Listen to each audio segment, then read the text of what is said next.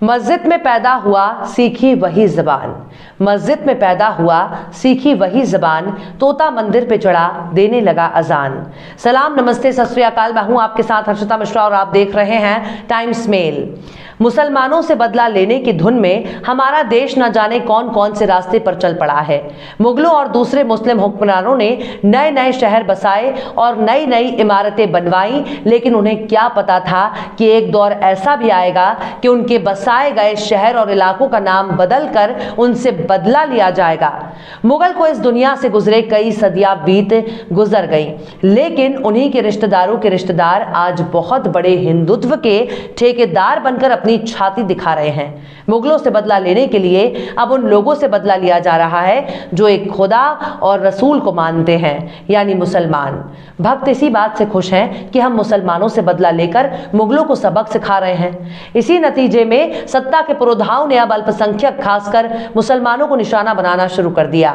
चाहे मामला उर्दू नाम वाले शहरों का हो, रेलवे स्टेशन का हो या फिर नमाज और मस्जिदों का मामला हो, हर मामले में सत्ता के इशारे पर खुलेआम मुसलमानों को महज इसलिए निशाना बनाया जा रहा है क्योंकि उनकी धार्मिक पहचान सबसे अलग है।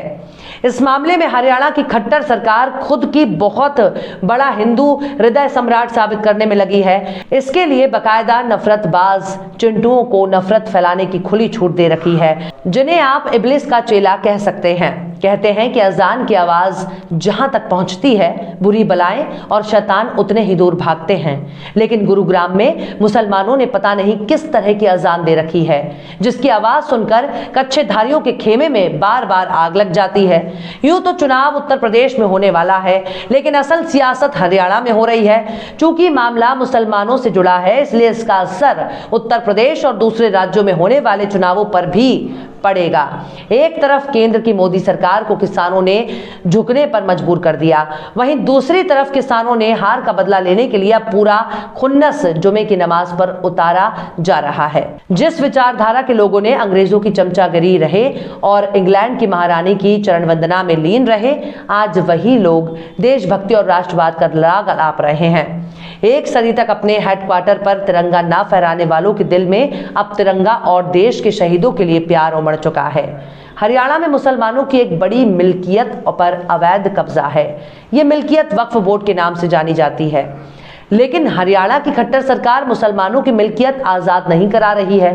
और तो और जब खुले में नमाज पढ़ने की बात आती है, तब निक्करधारियों की गैंग पहुंचकर गुंडागर्दी करने लगती है। विरोध प्रदर्शन के नाम पर खुलेआम सांप्रदायिकता फैलाई जा रही है। ये सारे काम खुलेआम पुलिस और प्रशासन की मौजूदगी में हो रहा है और मूक दर्शक बनकर खड़ी है हरियाणा की पुलिस और गुरुग्राम का प्रशासन। लेकिन ये बात सिर्फ गुरुग्राम या फिर खुले में नमाज पढ़ने तक सीमित नहीं है, बल्कि ये मामला है अल्पसंख्यकों को परेशान करने का। बीजेपी और उनके नेता इस तरह की नौटंकी हर हफ्ते जुमे की नमाज के वक्त दिखाने पहुंच जाते हैं। एक तरफ खट्टर की खट्टरारा सरकार किसानों से मुंह तोड़ जवाब खाने से छटपटा रही है, वहीं किसानों से शर्मनाक शिकस्त मिलने का बाद खट्टर और उनके नमूने जुमे की नमाज के वक्त किसी न किसी तरीके से नौटंकी करने पहुंच जाते हैं। आखिर कैसे हरियाणा की खट्टर सरकार फैला रही है सांप्रदायिकता और कैसे कच्छेधारियों के सामने मुजरा कर रही है हरियाणा की पुलिस, बताएंगे आपको और भी बहुत कुछ। लेकिन आप अगर हमारे चैनल पर नए हैं और पहली बार हमारी वीडियो को देख रहे हैं, तो आप हमारे चैनल टाइम्स मेल को सब्सक्राइब कर लें, वीडियो को लाइक कर दें और बेल आइकन का नोटिफिकेशन बटन भी आप प्रेस कर दें, ताकि बिना देरी हमारी हर खबर आपको मिलती रहे। लौटते हैं आप खबर की तरफ। हरियाणा के गुरुग्राम में जुमे की नमाज अदा करने का मामला शांत होने का नाम ही नहीं ले रहा। खुले में नमाज अदा करने पर एक बार फिर से तनाजा खड़ा हो गया है। सेक्टर 37 में मुसलमानों से जब नमाज अदा करने के लिए खड़े होते हैं, तब नाम नेहाद हिंदू संगठन के लोग अपनी नमाज में खलल पैदा करने पहुंच जाते हैं। मुस्लिम मान्यताओं के मुताबिक नमाज में खलल पहुंचाने वाले को शैतान माना जाता है। शैतानों की हरकत करने का ठेका इस वक्त उन कच्छेधारियों ने ले रखा है, जिनको नमाज से बहुत तकलीफ हो रही है और वो बार बार नमाजियों को परेशान करने के लिए फुर्सत से मौजूद रहते हैं। आज के दौर में एक इंसान को मंदिर और मस्जिद में जाने के लिए भी अपने कीमती वक्त से थोड़ा वक्त निकालना पड़ता है, लेकिन नमाज के वक्त खलल पैदा करने के लिए इन नमूनों के पास पता नहीं कितना वक्त है। हर वक्त खाली बैठने वालों को हमारा समाज निकम्मा और निखट्टू मानता है। सरकारी भाषा ऐसे लोगों को बेरोजगार कहते हैं। लेकिन इस बार जुमे के रोज तनाव में इजाफा हो जाता है जब हिंदू संगठनों ने मौके पर पहुंचकर हवन पूजन करना शुरू कर दिया।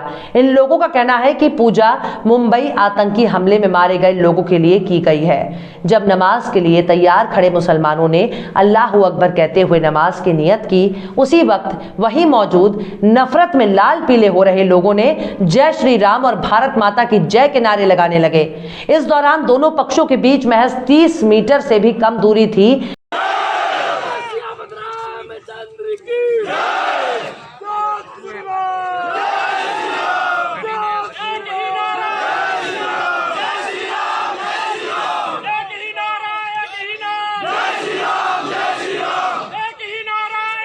यानी किसी भी बड़ी घटना को बहुत ही आसानी से अंजाम दिया जा सकता था, लेकिन ये सारी घटनाएं पुलिस की मौजूदगी में होती रही और पुलिस खामोशी से तमाशा देखती रही। इस दौरान तकरीबन 150 पुलिस वाले मौके पर मौजूद थे, लेकिन उनमें से सिर्फ 30 पुलिस वाले दोनों पक्षों के बीच मौजूद थे।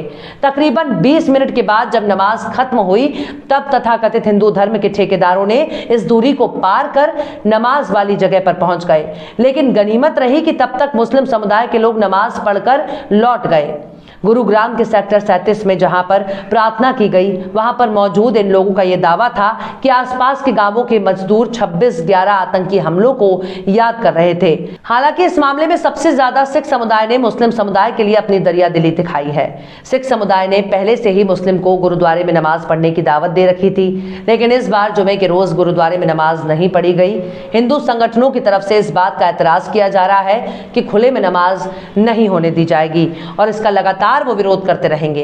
वहीं मुस्लिम समुदाय के लोगों की तरफ से कहना है कि प्रशासन की तरफ से सेक्टर 37 जगह को नमाज के लिए सुनिश्चित किया गया है और इसी वजह से वहां नमाज कराई गई।